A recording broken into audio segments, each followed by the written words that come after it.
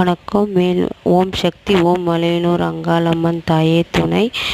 இன்றைக்கி என்ன பதிவுனா, இந்த ராகு கேது பிரச்சனை இருக்கிறவங்க, இந்த ஜாதகத்தில் எனக்கு ராகு கேது இருக்குமா, அதனால் எனக்கு உடம்பெல்லாம் ரொம்பவும் எப்பயுமே சோர்வாக இருக்குது, எனக்கு உடம்புல பிரச்சனைகள் இருக்குது அப்படின்னு நினைக்கிறவங்க, நம்ம நாகாத்தம்மன் கோவில் இருக்குது, அம்மன் இருக்காங்களா, நாகத்தோட புத்தோடு இருக்கிற கோவிலில் போயிட்டு பாலும் முட்டையும் நம்ம கொடுத்து வந்துட்டு வந்தோன்னா, அதுவும் எப்போ வெள்ளிக்கிழமை அந்த அம்மனுக்கு கொண்டு போய் நம்ம சாத்திட்டு வந்தோன்னா நாகத்தோட பிரச்சனைகள் நம்மளுக்கு நிவர்த்தி ஆகும்.